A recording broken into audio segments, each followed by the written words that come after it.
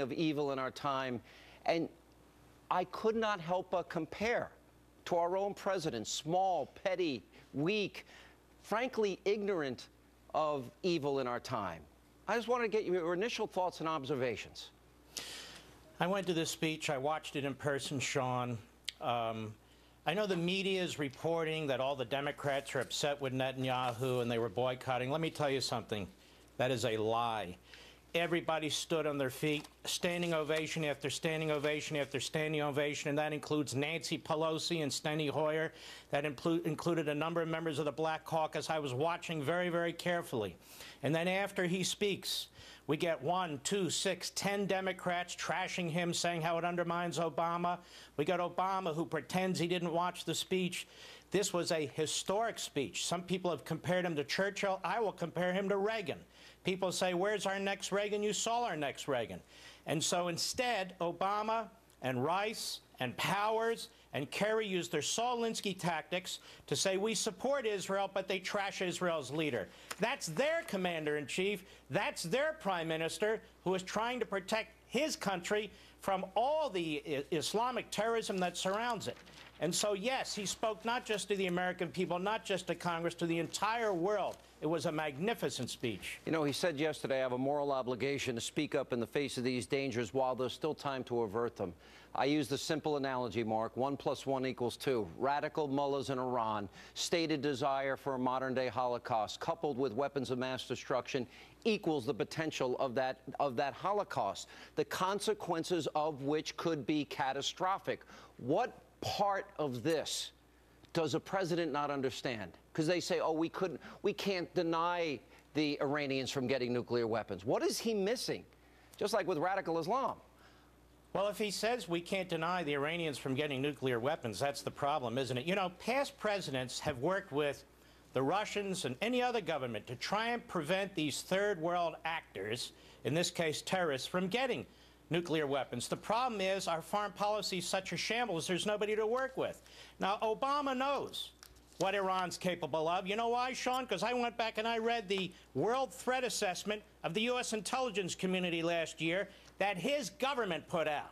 His government said Tehran has made technical progress in a number of areas, including uranium enrichment, nuclear reactors, ballistic missiles, from which it could draw if it decided to build missile deliverable nuclear weapons. Worse, he said we judged that Iran would choose a ballistic missile as its preferred method of delivering nuclear weapons.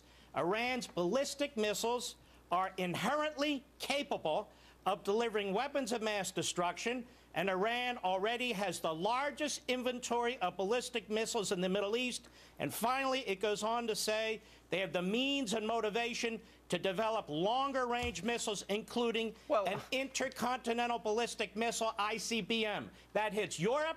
That hits the United States. This is no joke, and I'm scared to death with this president in office. All right, let me ask you about the history. There are campaign operatives, Obama campaign operatives. Right now, there is elections in Israel on the 17th, and right now they are working actively to embarrass, to humiliate, and defeat Netanyahu, who I would argue is the Churchill Reagan of our time and Neville Chamberlain Obama of our time. But I want to put up, as we talk here, the history and have you comment on it. It goes back to 2009 when the president was in Cairo and he was critical of Israel for their new settlements. And then it goes to 2009 at the UN, Obama critical of Israel for the new settlement construction. And then it goes to an interview in March in 2010. Hillary calls for actions of Netanyahu, quote, insulting. Obama, in 2011, Obama says he wants Israel to return to the 67 borders, something we said we would never do to them.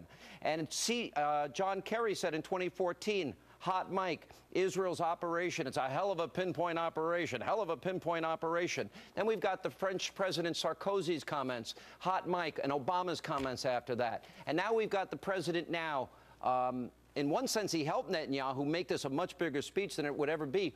Why is there hostility towards Israel, and yet the president cannot even say the words radical Islam? Because Netanyahu is a warrior, he's a combat veteran, he is a leader who takes his commander-in-chief responsibility seriously, and he knows if he and his country make a mistake, it's over.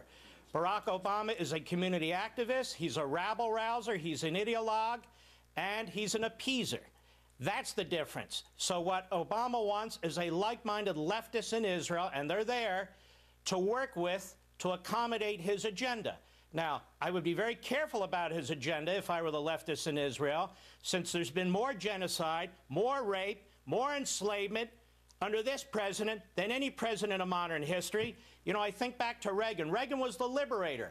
He liberated hundreds of millions of people under the Soviet Union. This president is the imprisonment president. Society after society is collapsing, and he's making nice with Iran, which is an Islamic terrorist regime. No question about it. All right. Now the more important question is going forward. My hope is that the Prime Minister's speech could alter the trajectory of these talks. But we keep reading reports that in the out years, in fact, that the Iranians would, in fact, be able to enrich uranium and their centrifuges would continue to spin, and that they would ultimately have a bomb, and they have the delivery systems, as you rightly point out, to hit Europe and to hit the United States and Israel and create havoc all over the Middle East. So what happens from here? How do we stop this? You're a constitutional attorney above everything else.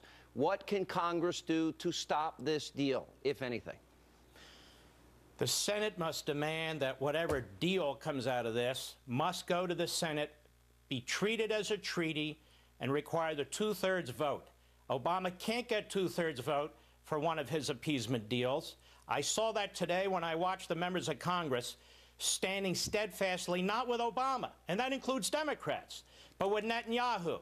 So the fact of the matter is he's going to try to evade Congress again, the Senate in particular, and they better prepare to do something effective once and for all to try and save our republic, save our Constitution, and save their own damn reputations in Congress. And they better be thinking about it right now. Yeah, well, they didn't do a very good job of keeping their promise, did they, Mark, as it relates to the Department of Homeland Security and defunding Obama's executive orders on immigration. They caved. They're very timid on that today. Unbelievable.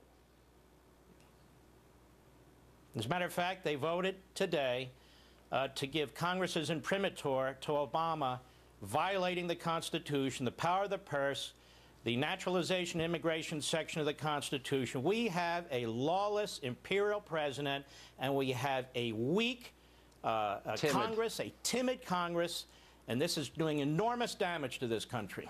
All right, the great one, Mark Levin, on radio stations.